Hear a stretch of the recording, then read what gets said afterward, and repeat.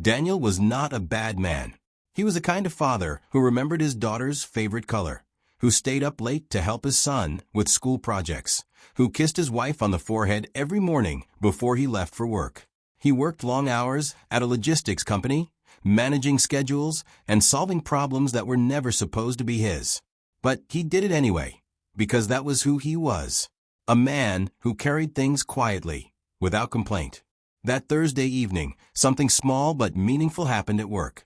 A deal he had been chasing for 3 months finally closed. His manager shook his hand in front of the whole team and told him he had made the company proud. For Daniel, it was not just a professional win. It felt like proof that all the late nights, all the missed dinners, all the tiredness he had buried under a smile, it had meant something.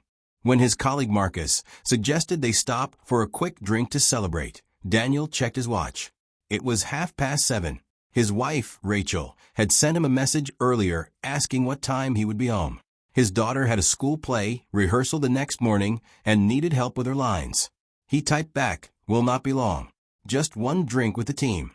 He hit send and slid his phone into his pocket. The bar was warm and loud in the best kind of way. Music played just low enough to let people talk. Laughter filled the corners. Daniel sat with Marcus and 2 other colleagues, and for the first time in months, he felt light. He was not thinking about deadlines or budgets or the tired look in Rachel's eyes when he came home too late. He was just a man having a drink after a good day. 1 glass became 2.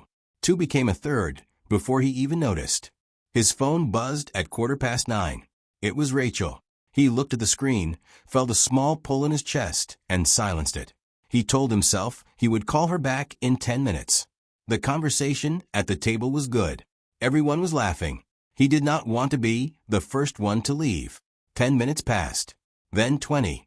His phone lit up again, Rachel, a second time. He watched her name glow on the screen and let it go to voicemail. He would explain when he got home, he told himself. She would understand. By the time Daniel finally stood up to leave, it was close to 11. The walk to his car felt longer than usual. The cold air hit him harder than he expected.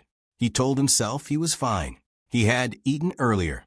He had drunk water between the last 2 glasses. He was not the kind of man who made stupid choices. He had a family waiting for him. He just needed to get home. He unlocked the car, sat down, and pulled out of the parking lot without a second thought. The road home was quiet in the way that late-night roads always are. No traffic, no noise, just street lights blurring past in steady rhythm. Daniel kept both hands on the wheel. He turned on the radio to keep himself alert. For the first few minutes, everything was fine. But somewhere between the overpass and the long stretch before his neighborhood, something shifted. His eyes grew heavy in that slow and dangerous way that feels like nothing at first. He blinked. He told himself he was almost home. He was so close. He never saw the bend in the road. The car drifted left in 1 silent second. There was no screeching, no warning, just the sensation of the wheel no longer doing what he asked. The tires left the road. The car hit the embankment on the side of the highway and rolled. Once, twice. Then everything stopped. The radio was still playing. One of his shoes was gone. The windshield was gone. Daniel lay on his side in the wreckage, staring at the night sky, unable to move, unable to understand what had just happened. He was conscious when the ambulance arrived. He heard the voices of the paramedics, felt hands on his shoulders, heard someone say his name. His left arm was broken. 3 ribs were fractured. There was a deep cut across his forehead that bled more than it should have. But he was alive. He kept thinking that he was alive. He needed to call Rachel. He needed to tell her he was okay before she found out some other way. He asked for his phone. Someone told him it had been found in the back seat, shattered beyond use. Rachel found out before he could reach her. A neighbor who monitored a local emergency radio channel sent her a message at 11:43, asking if Daniel drove a gray sedan. She had already been awake, sitting at the kitchen table with cold tea, telling herself she was not worried, just tired. She opened the message and felt the floor shift beneath her. She called Daniel's number, straight to voicemail. She called Marcus. He picked up on the second ring, confused and half asleep. When she said the words accident on the highway, the silence on his end told her everything. She arrived at the hospital, still wearing her house clothes. Daniel saw her walk through the door of his room and felt something crack open inside him, not from pain, but from the look on her face.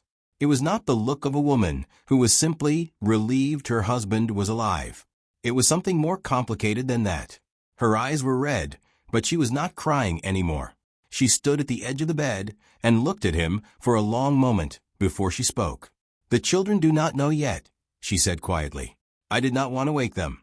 That was all she said for a long time. Daniel came home 4 days later with his arm in a cast and his ribs wrapped tightly. Rachel had cleaned the house and prepared his favorite soup. The children hugged him carefully, the way children do when they have been told to be gentle. His daughter held his good hand and walked him to the couch. His son sat beside him and watched television without saying much. On the surface, everything looked like a family taking care of one of their own. But Daniel could feel it, the quiet that was not peaceful, the space between him and Rachel that had not been there before. The weeks that followed were not dramatic. Rachel did not scream at him. She did not threaten to leave. She went through the motions of the day with a steadiness that was harder to bear than anger would have been. She fed the children, helped with homework, kept the house running. But something in her had closed. When Daniel tried to talk about what had happened, she listened without looking at him. When he apologized, she nodded. When he told her he would never make that mistake again, she said, "I know," in a voice that meant she was no longer sure she believed anything he said easily. What hurt the most was not the broken arm or the cracked ribs or the scar on his forehead that would never fully disappear. What hurt the most was sitting at the dinner table every evening and feeling like a guest in his own home. His children still loved him. He never doubted that. But Rachel had become someone who lived alongside him carefully. The way you live alongside something fragile that you are not sure will hold. The warmth between them, the ease, the way she used to reach for his hand without thinking. It was gone. Not dead. Just gone. And Daniel did not know how to bring it back. He went to counseling alone for a while. Then they went together. He stopped drinking entirely, not because anyone asked him to, but because he could not look at a glass without seeing that bend in the road. He worked fewer hours. He made it home for dinner every night. He helped with the school plays and the homework and the weekend errands. He did everything right, everything he should have been doing before. But he understood something now that he had not understood before. Trust is not rebuilt by good behavior alone. Trust is rebuilt slowly in the quiet moments, and sometimes it never fully returns to the shape it once had. There are people who hear a story like this and think the crash was the worst part. But Daniel will tell you the crash was just the moment everything became visible. The worst part was the choice he made in that parking lot when he decided he was fine to drive. The worst part was silencing his wife's call twice, as if the sound of her name on his screen was an inconvenience. The worst part was telling himself that 5 more minutes, 1 more drink, 1 more laugh with colleagues was worth more than the people waiting for him at home. He did not lose his family in the accident. He lost them in the decision he made before it. The decision that said his comfort in that moment mattered more than their safety, their sleep, their peace. The car can be replaced. The arm heals. The scar fades.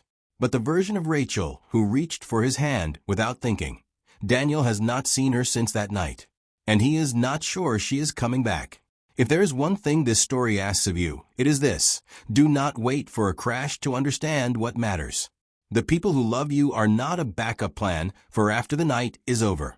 They are the reason the night should not go on too long. Go home. Answer the call.